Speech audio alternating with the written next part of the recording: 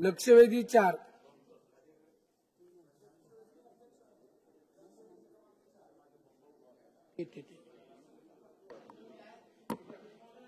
माननीय अध्यक्ष महोदय, बम साहेब एक. माननीय अध्यक्ष महोदय, गेल्या महिनाभरापासून एक प्रकरण फार गाजतं पेपरमध्ये. नागपूर विभागातील शिक्षण भरती घोटाळा. जवळपास एक निवृत्त शिक्षण अधिकारी होते सोमेश्वर नेताम, ते दिवंगत झाले. त्या दिवंगत अधिकाऱ्याच्या बोगस सह्या घेऊन जवळपास सन 2012 ते 2019 दरम्यान काही शिक्षकांची भरती केली गेली. ती कोविड नंतर ती परमनंट दाखवली आणि त्या वर्षाचे एरियस काढून शिक्षण विभागातील तत्सम सगळे अधिकारी आणि अनेक शाळांचे संचालक यांनी ते सरकारी पैसे वाटून घेतले आणि सरकारला चुना लावला. नंबर 1. नंबर 2, या प्रकरणात फौजदारी गुन्हे दाखल करावे असे शिक्षण आयुक्तांनी निर्देश दिले होते. त्याच्यावर कारवाई झाली आहे का? नंबर 1 माझा पहिला प्रश्न. अशा बोगस पद्धतीने जे काही आकडे येतात आहे, 1500 शिक्षक, 1200 शिक्षक, 1586 शिक्षक, शिक्षकेतर कर्मचारी, लिपिक, या दरम्यान या सगळ्यांची तपासणी आपण करणार आहोत का? तपासणी करणार असेल तर त्यांचा पगार जो आजपर्यंत दिला तो योग्य आहे की अयोग्य आहे? जर अयोग्य असेल तर तो आपण वसूल करणार आहोत का? शासनाने नेमलेली जी समिती आहे त्याचे अध्यक्ष 3 वेळा बदलले माननीय अध्यक्ष महोदय, 3 वेळा. कारण त्या तिघांवरही गुन्हे दाखल झाले आणि त्यातल्या दोघांना अटक झाली. त्यामुळे या समितीवर आपण योग्य अधिकारी नेमणार आहोत का? राज्यात शालार्थ आयडी घोटाळ्यात शिक्षकांच्या मान्यतेचे बनावट प्रस्ताव सादर करून जवळपास 2700 शिक्षक भरल्याची माहिती आहे. तर या 2700 शिक्षक दिनांक 12 मार्च रोजी बोगस प्रकरणी एक FIR पण दाखल झाला आहे. याच्यावर आपण आरोप निश्चित केले आहेत का? जी SIT आपण निश्चित केली आहे त्या SITत हा सगळा विषय समजणारे अधिकारी आहेत का? कारण एका DCBच्या माध्यमातून SIT आली, मग काही अधिकारी नेमले गेले, मग परत काढले गेले. त्यामुळे आपण योग्य ही SIT करून त्याची योग्य माहिती आपण या सगळ्या सदनासमोर आणणार आहोत का? आणि जे दोषी असतील, अधिकारी असतील, शाळा संचालक असतील, रिटायर्ड अधिकारी असतील, त्या सगळ्यांवर आपण ही कारवाई करणार आहोत का? आणि शेवटचा माझा प्रश्न की नुसता नागपूर विभाग नाही तर महाराष्ट्रातल्या इतरही विभागांमध्ये अशी शालार्थ आयडी घोटाळ्याची आपण चौकशी करणार आहोत का?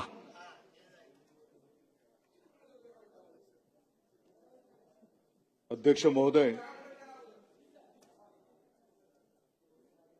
नागपूर विभागामध्ये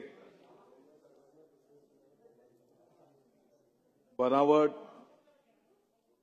शालार्थ प्रणाली लॉगिंग आयडीचा वापर करून या ठिकाणी काही चुकीचे प्रकार झालेले आहेत, ही वस्तुस्थिती आहे. आणि म्हणून या संदर्भामध्ये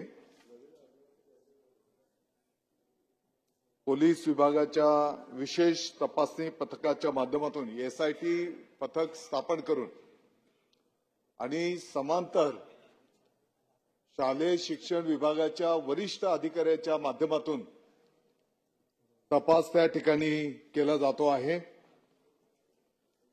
साधारणतः आतापर्यंत 19 लोकांवर फौजदारी कारवाई झालेली आहे. शालेय शिक्षण विभागाच्याही माध्यमातून संचालक योजना यांच्या अध्यक्षतेखाली समिती स्थापन करण्यात आलेली आहे आणि या चौकशीमध्ये जे कोण समोर येतील त्या सर्वांवर कायद्याप्रमाणे कारवाई त्या ठिकाणी निश्चितपणे केली जाईल.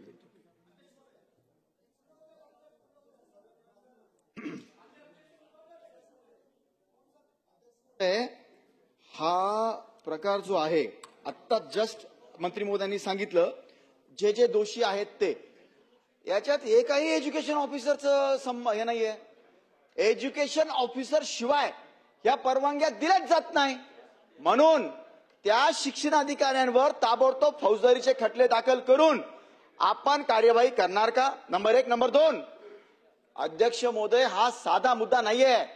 आपल्या राज्यांच्या पिढ्या बर्बाद करण्याचा हा प्रकार चालू आहे आणि म्हणून माजी मंत्री महोदयांना विनंती आहे की यांच्यावर खरं म्हणजे आज जे कायदे आहेत आपले त्या फ्रेम मध्ये जर बसत असेल तर देशद्रोह्यांचा गुन्हा यांच्यावर दाखल झाला पाहिजे आणि जर नसेल तर आपण कायद्यात अमेंडमेंट करून यांच्यावर तुम्ही देशद्रोहीचा गुन्हा दाखल करणार आहात का? प्रकरण 1 नाहीये. आता सन्मान्य सदस्य म्हटले तसं एका विभागामध्ये जस्ट लक्षात आलंय म्हणजे 10 वर्षापासून शिक्षक नाही पगार घेऊ लागले, संस्था चालक बिनधास्त त्यांच्या नोकऱ्या दाखवू लागले. याच्यावर चाललंय काय? हे डायरेक्ट तुम्ही काय सांगताय त्या मंत्री महोदय? सहसंचालकांमार्फत चौकशी करतोय किंवा त्या संचालकांना, अरे हेच दोषी आहेत ना, हे सामील झाल्याशिवाय हे होऊच कसं काय शकतं? म्हणून तुमच्या डिपार्टमेंटच्या एकाही व्यक्तीला तुम्ही ही चौकशी देऊ नका. दुसऱ्या खात्यामध्ये निपुण तुम्ही IAS अधिकारी, सचिव नाही, मी तर म्हणतो चीफ सेक्रेटरी साहेबांच्या अध्यक्षतेखाली या सगळ्यांची चौकशी 3 ते 6 महिन्याच्या आत आपण पूर्ण करणार का? नाही. अध्यक्ष महोदय, नागपूरच्या बाबतीमध्ये मी आपल्याला माहिती दिली. यामध्ये काही वरिष्ठ अधिकाऱ्यांच्या पासून तर संस्था चालकांच्या पर्यंत त्या ठिकाणी गुन्हे दाखल झालेले आहेत आणि या उपरही आणखी चौकशीमध्ये जे काही समोर येईल, आत्ताच्या घडीला अस्तित्वात असलेल्या नियमांच्या आधारे, कायद्याच्या आधारे त्या ठिकाणी कठोर कारवाई केली जाईल.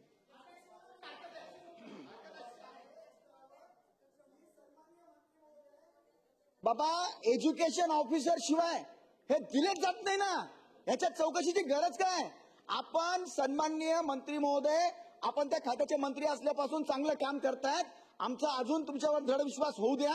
एज्युकेशन ऑफिसर शिवाय हे होऊ शकतं का? मला आज तुम्ही कृपया सन्माननीय मंत्री महोदय उत्तर द्यावं. आणि दुसरं, तुमच्या खात्यातले सहसंचालक तुम्ही सांगतायत त्यांच्या तुम्ही नेमले तेच दोषी आहे याच्यामध्ये. त्यांच्या सगळ्यांच्या तुम्ही बाहेर काढून IAS अधिकारी, किमान ACS असलेले अधिकाऱ्यांच्या मार्फत ही चौकशी आपण करणार का? आणि एज्युकेशन ऑफिसरवर ताबडतोब आज आपण कृपया हे करावं, हाऊसमध्ये डिक्लेअर करावं की त्यांच्यावर सुद्धा तुम्ही फौजदारीचे गुन्हे दाखल करणार म्हणून. अध्यक्ष महोदय, मी सुरुवातीला सांगितलं की जी काही शासकीय पद्धत असते, आता या ठिकाणी सन्माननीय बम साहेब, मान्यता घेण्याची जी काही विहित पद्धत आहे त्या पद्धतीला बाजूला ठेवून काही ठिकाणी आपण जसं उल्लेख केला की बनावट सह्या, त्याचा गैरवापर आणि ज्या ज्या अधिकाऱ्यांची यामध्ये मान्यता देत असताना जबाबदारी असते आणि त्यांनी जर ते टाळलेलं असेल तर या सर्वांवर या ठिकाणी कारवाई होते. अध्यक्ष महोदय, आणि म्हणून मी आता सांगितलं की यामध्ये साधारणतः आतापर्यंत 17 ते 18 लोकांवर, 19 लोकांवर त्या ठिकाणी गुन्हे दाखल झालेले आणि कारवाई त्या ठिकाणी केली गेलेली आहे. आणि या विषयाच्याही पलीकडे आणखी चौकशीमध्ये जे जे कोण समोर येईल आणि म्हणून अध्यक्ष महोदय, अतिशय नरेंद्र बोंडे मंत्री महोदयांनी आपल्या उत्तरमध्ये प्रामाणिकपणे सगळं त्यांनी केलंय. गुन्हा दाखल झाला, SIT नेमलाय, सगळं मान्य केलंय. अध्यक्ष महोदय, याच्यामध्ये भंडाराचे माझ्या मतदारसंघातील एका मुख्याध्यापक, बोगस मुख्याध्यापक आणि अध्यक्ष संस्थेच्या, त्याला अटक सुद्धा झालाय. अध्यक्ष महोदय, परंतु ज्यांनी हा सगळं केलेला आहे, कारण विदाऊट अधिकाऱ्याच्या शिवाय हा होऊ शकत नाही. याच्यामध्ये उपसंचालक पासून तर शिक्षण अधिकारी पासून तर मोठा रॅकेट होता. परंतु अध्यक्षमध्ये नुसतं गुन्हे थातूरमातूर करून चालला नाही, तर एक तरी अधिकारी आजपर्यंत अटक झाला नाही. अध्यक्ष महोदय, काही अधिकारी फरार आहेत. अध्यक्ष महोदय, हे काही शासन त्यांना पाठीशी घालतोय का? याच्यावरून असं लोकांचा प्रश्नचिन्ह निर्माण होतं. अध्यक्ष महोदय, आपण मंत्री महोदयांना माझा प्रश्न आहे की ह्या सगळ्या अधिकाऱ्याला किती दिवसात आपण अटक करणार? दुसरा, ह्या ज्या संस्था चालकांनी जे घोटाळे केलेले आहेत, 10 वर्षापासून जे पगार उचलतात, हे किती संस्थावरती कारवाई करणार, किती संस्थावरती प्रशासक नेमणार? अध्यक्ष महोदय, मंत्री महोदयांनी सांगायला पाहिजे. अध्यक्ष महोदय, मी आधीच उत्तर देताना सांगितलं की साधारणतः 19 लोकांवर कारवाई करण्यात आलेली आहे. यामध्ये संस्थाचालक सुद्धा आहेत, वरिष्ठ अधिकारी सुद्धा आहेत आणि ही वस्तुस्थिती आहे की साधारणपणे अतिशय हे गंभीर प्रकरण आहे आणि हे फक्त काही नागपूर भागापुरता मर्यादित नाही आणि म्हणून या संदर्भामध्ये अनेक ठिकाणावरनं अशा प्रकारच्या मागण्या येत आहेत. त्या ठिकाणी तपासणी झाली पाहिजे.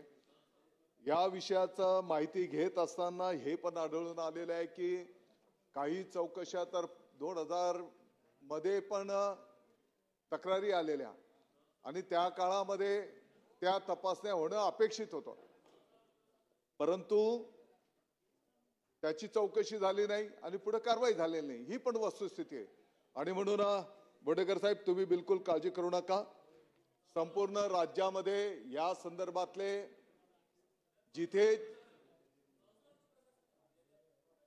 जिथे जिथे गैरप्रकार झालेले असतील राज्यव्यापी एक स्वतंत्र SIT स्थापन करून या संपूर्ण प्रकरणाची SIT त्याच्यावर वरिष्ठ IAS अधिकारी असतील, IPS अधिकारी असेल, आवश्यकता पडली कायद्याचं ज्ञान असलेला पण वरिष्ठ अधिकारी या ठिकाणी देण्यात येईल आणि संपूर्ण राज्यव्यापी जिथे जिथे असं घोटाळा झालेला असेल त्याची चौकशी केली जाईल आणि त्याच्यावर कठोर कारवाई केली जाईल. कारण शिक्षण हे पवित्र क्षेत्र आहे आणि या क्षेत्राला बदनाम करण्याचं काम कोण करत असेल तर त्याच्यावर कठोर कारवाई त्या ठिकाणी केली जाईल.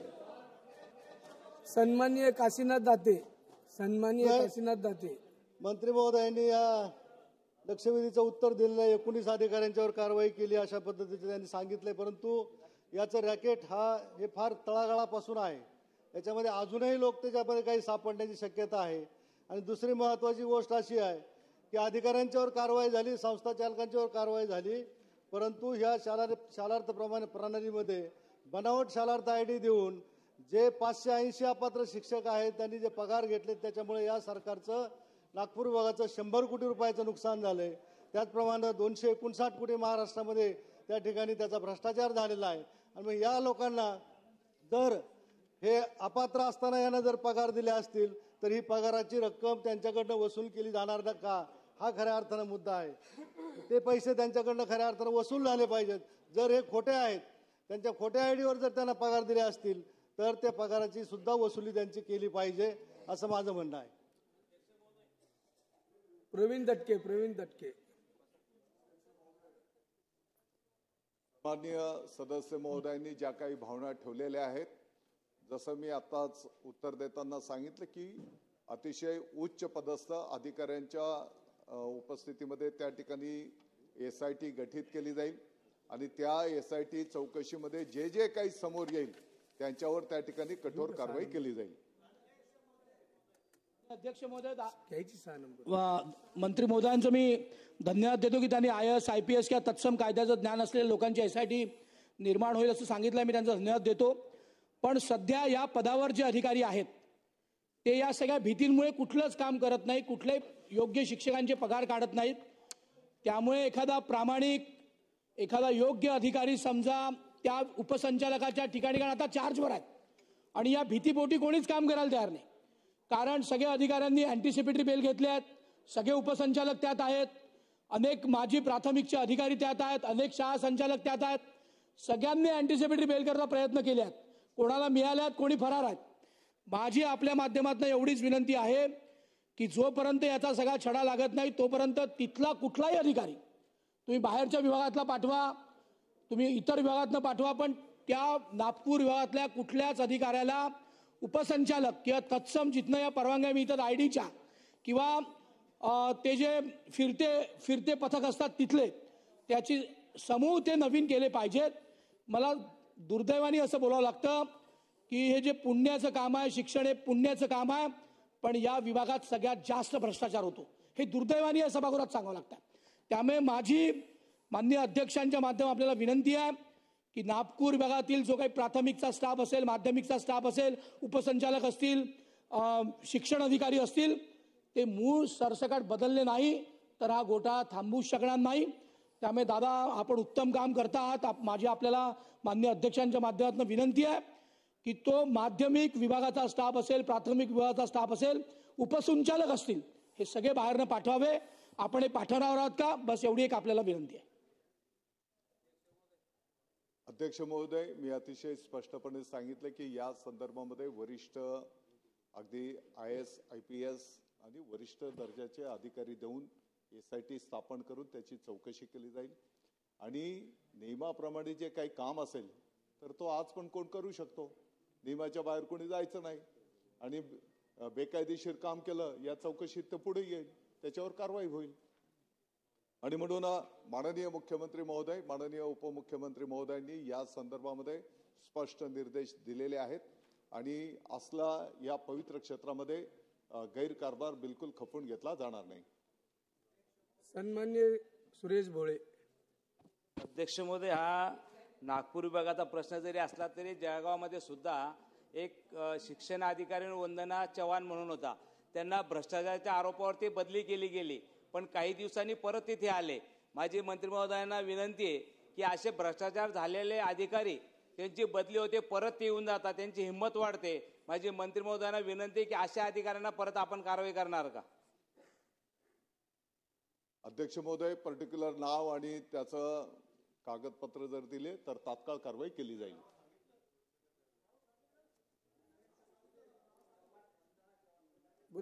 अध्यक्ष महोदय, एजुकेशन डिपार्टमेंट में जो भ्रष्टाचारी चल रही है ये सिर्फ नागपुर तक सीमित नहीं है, पूरे राज्य के अंदर जो है इस तरह का भ्रष्टाचार हो रहा है.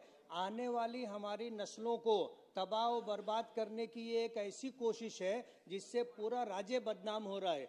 आज इस वक्त मैं नासिक जिले के ताल्लुक से बात करना चाहता हूँ.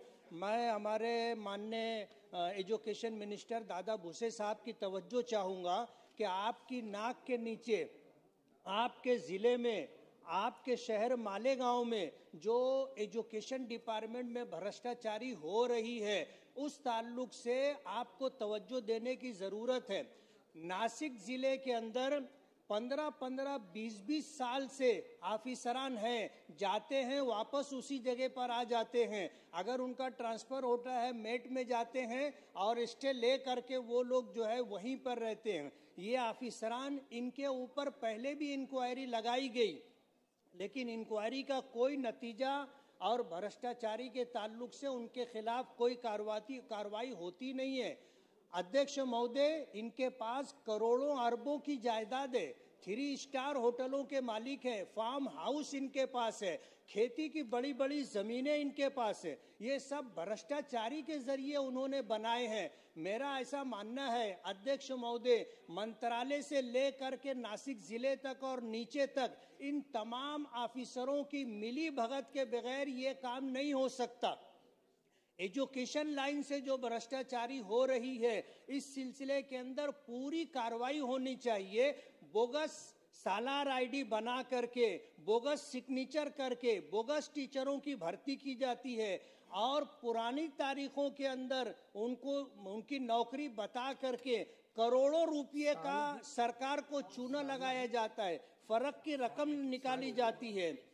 अध्यक्ष महोदय, मेरी मंत्री महोदय से ये मेरा सवाल है कि आप ऐसा बता रहे हैं कि 19 लोगों के ऊपर FIR हुई है. ये तो वो लोग हैं जो छोटी मछलियां हैं, बड़ी मछलियों के खिलाफ कार्रवाई कब होगी? और संस्था चालक जो लोग हैं उनके खिलाफ कार्रवाई कब होगी? नासिक जिले के अंदर अध्यक्ष महोदय, उप संचालक बीबी चौहान, शिक्षण अधिकारी प्राथमिक नितिन बच्छाव, शिक्षण अधिकारी माध्यमिक परवीन पाटिल, उप शिक्षण अधिकारी माध्यमिक उदय देवरे, गणेश फूलसुंदर, प्रकाश आहिरे, उप शिक्षण अधिकारी प्राथमिक भास्कर कनोज, अध्यक्ष प्राथमिक श्री श्रीधर देवरे, अध्यक्ष माध्यमिक श्री सुधीर पगार, अध्यक्ष वेतन व भिनिनी पथक प्राथमिक शरद चौहान, अध्यक्ष वेतन व भिनिनी पथक माध्यमिक नितिन पाटिल, ये वो लोग हैं जो नासिक जिले के अंदर 15-15, 20-20 साल से हैं। अध्यक्ष महोदय, मालेगांव महानगर पालिका ने हाई कोर्ट और सुप्रीम कोर्ट का उल्लंघन करते हुए 2009 से आज तक 10 टीचरों की बोगस भर्ती की और इस इल्लीगल भर्ती में मंत्रालय के ऑफिसरान भी शामिल हैं। 10 करोड़ रुपए से जायद फर्क की रकम निकाली गई है। गवर्नमेंट के अधिकारियों ने गवर्नमेंट को चूना लगाया है। मेरी मंत्री महोदय के पास कंप्लेन करने पर मंत्री महोदय ने तत्काल प्रधान सचिव को इंक्वायरी करने का आदेश दिया था। उस पर जब भी फॉलो अप के लिए बात की जाती है तो जवाब मिलता है कि सन्मान्य सदस्य प्रश्न विचारा। प्रश्न मेरा आपके माध्यम मंत्री महोदय से सवाल है कि ये पूरे राज्य के अंदर जो भ्रष्टाचारी चल रही है, इसमें छोटी मछलियों को छोड़कर बड़ी मछलियों के खिलाफ कार्रवाई करेंगे क्या? एक। दूसरा, जो संस्था चालक हैं उनके खिलाफ कार्रवाई होगी क्या? 3, जो फर्क की रकम करोड़ों रुपये निकाली गई है वो करोड़ों रुपये की वसूली की जाएगी क्या?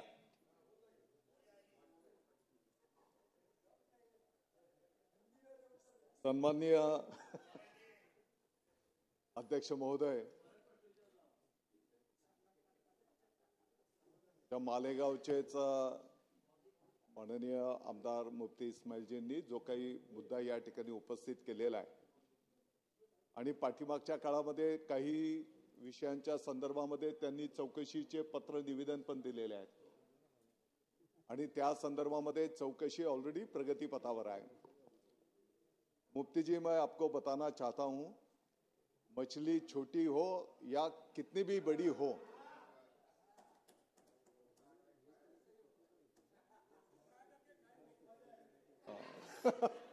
मी शाकाहारी आहे, तर मछली किती पण मोठी असली तरी त्या जो कोण दोषी असेल त्याच्यावर कठोर कारवाई केली जाईल। मुद्दा क्रमांक 1, याच्यामध्ये संस्था चालक असू देत, कारण शेवटी प्रस्ताव देत असताना हा संस्था चालकाच्या थ्रूच येत असतो आणि म्हणून ते सुद्धा तेवढेच जबाबदार आहेत आणि म्हणून त्या ठिकाणी आपण बघितलं असेल यापूर्वी सुद्धा नागपूरच्या तिकडे संस्था चालकांवर पण कारवाई करण्यात आलेली आहे आणि म्हणून या संपूर्ण चौकशीमध्ये जे जे कोण दोषी असतील त्यांच्यावर कठोर कारवाई केली जाईल। कोणी कितीही मोठा असला तरी त्याचं बिलकुल त्याने जर चूक केलेली असेल तर त्याच्यावर कठोर कारवाई केली जाईल आणि ज्याने कोणी चुकीचं, तुम्ही जसं सांगितलं काय चुकीचे कागदपत्र देऊन काय फरक काढण्यात आला, ज्याने असे फरक खोटे काढले असतील तर ती रक्कम सुद्धा त्या ठिकाणी वसूल केली जाईल आणि बमजी एक टाइम बाउंड कार्यक्रम या वरिष्ठ एसआयटीच्या माध्यमातून किमान एक 3-4 महिन्याच्या आत याचा संपूर्ण राज्यव्यापी चौकशी करून त्या ठिकाणी कारवाई केली जाईल।